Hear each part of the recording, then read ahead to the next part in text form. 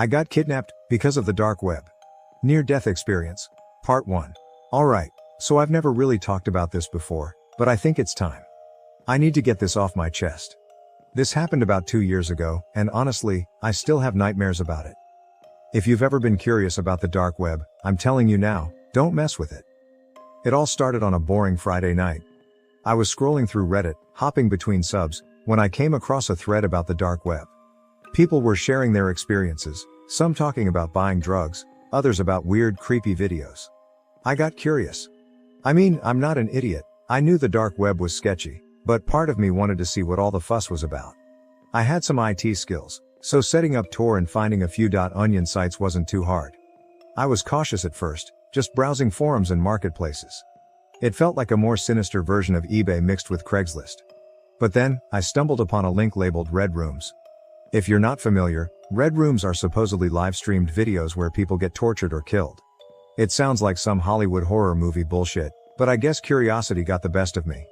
I clicked the link, and everything changed from there. The site was plain, almost too plain, with just a black background and a chat box. There was a message that said, "Live show starting in 10 minutes, payment required."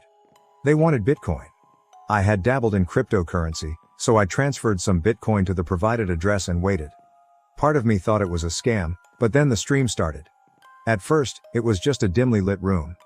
There was a metal chair bolted to the floor, and chains hanging from the ceiling. It looked like an abandoned basement or warehouse.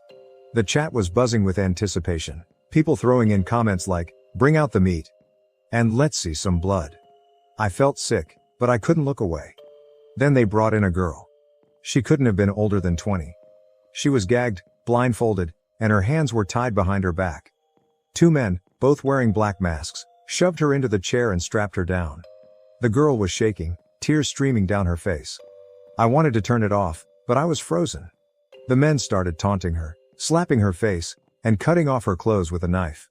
The chat was going wild, people typing in commands, like they were playing some twisted video game. I felt disgusted with myself for watching, but I was too scared to stop. Then one of the men looked directly into the camera and said, "We have a special guest tonight." I didn't understand at first, but then the screen went black. When the video came back, I was staring at my own living room.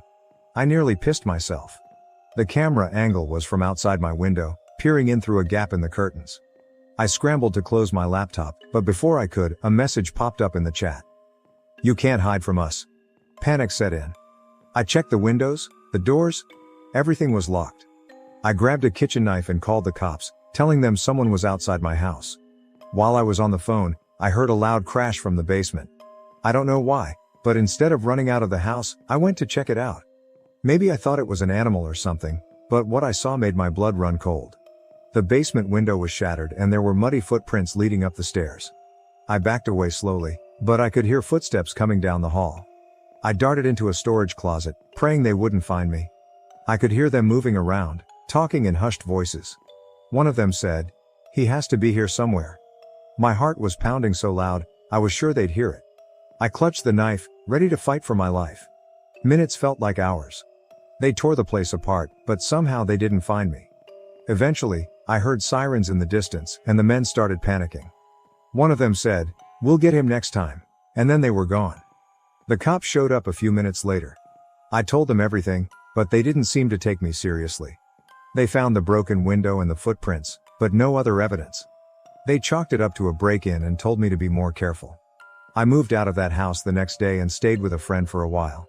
I deleted everything related to the dark web from my computer and never looked back.